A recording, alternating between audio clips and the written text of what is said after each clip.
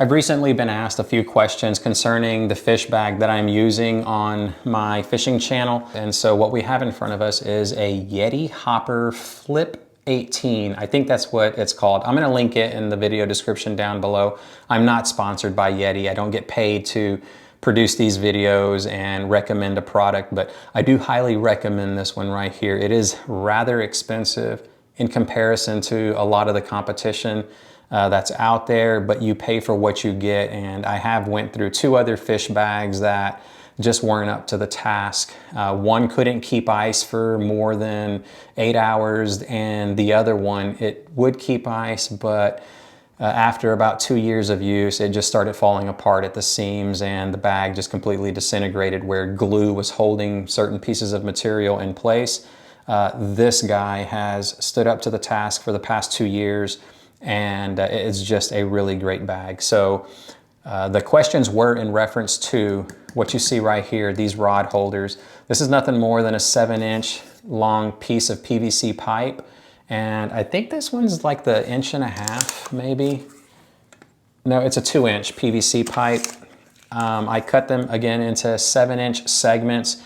And then right through here, you have this Molly style webbing strap. It's very heavy duty, and Yeti does reinforce this to the bag itself. And I just drilled 4 holes to be able to put a medium to heavy size zip tie and then strap that to the webbing and then tighten it all the way down. And so that's what I got right here. I do not recommend using a heavy style like surf rod to hold inside this, because it's going to probably, through time, it will rip your webbing off, and then, I mean, you'll still have a good fish bag, but then you're just going to lose the ability to use the strap for anything else. But that's how I attach these rod holders to the bag. It allows me to carry something that's around medium light power. The rods that I use are about 7 foot long, a medium light all the way down to an ultra light. These rods, to give you an idea of what I'm using, they are graphite, and some of them are carbon fiber. So very small spinning reels, also like 100 sized bait caster. So again, it's just very lightweight. It's not gonna put a lot of pressure on either one of these rod holders and the straps that are holding them down in place. And yeah, so that's pretty much it about the fish bag. For those of y'all that care to stick around, let's go over the dimensions that we have. This is 16 inches from this side all the way over here, and then this way it's 10.5 inches. The height, 13 inches. We can go ahead and flip this open, and the interior depth or length is going to be 14 inches. The depth is 7.5 inches, and then the height is approximately 9 inches. It's got very thick walls, and that's going to help you to keep ice for approximately 2 days. To give you an idea, I stop at the store early in the morning when I first get started, and I purchase an 8-pound bag of ice. I separate it into half. I break the bag open and then drop half of it towards the bottom. Then I keep the other half inside the bag itself to sandwich my fish in here.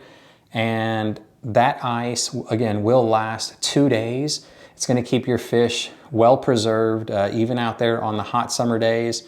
And the biggest size fish that I'm willing to put personally in here is like a 24-inch redfish.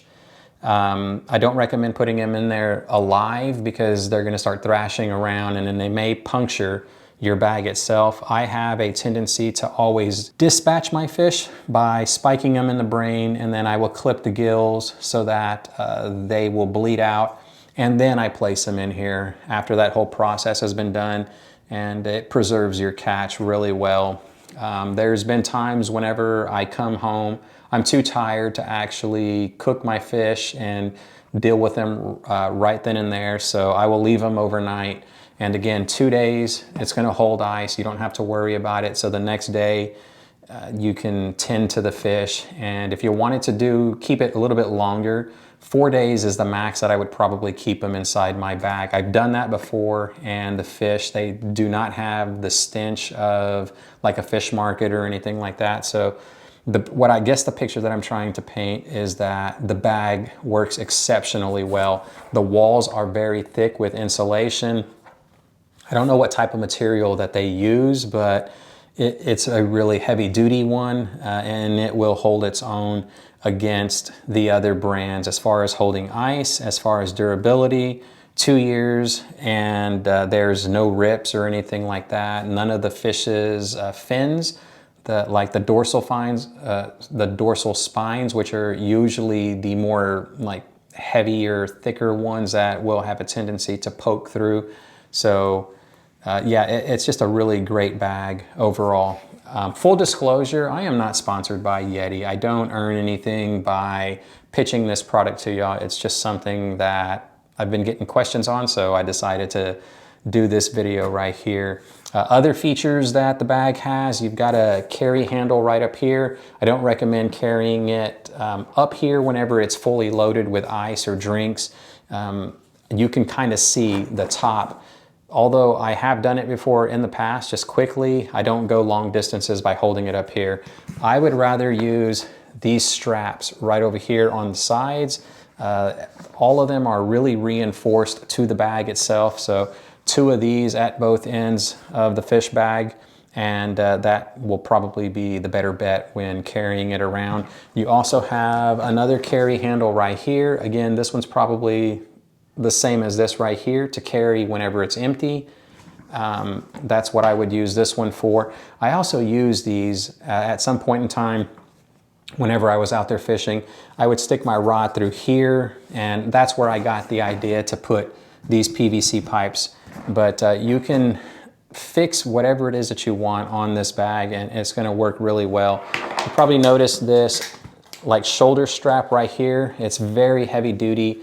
It's padded right over here, and then you got these like quick release clips that you can put on right here, and then also on the other side to carry it on your shoulders. And that's primarily how I'm going out there from spot to spot whenever I fish the jetties or the rock growings on the seawall here in Galveston, Texas. And yeah, I could probably talk for days about this bag, but that's pretty much it. So hopefully it answers some of y'all's questions concerning what it is that I'm using. And I thank you for watching, and I'll see y'all on the next one.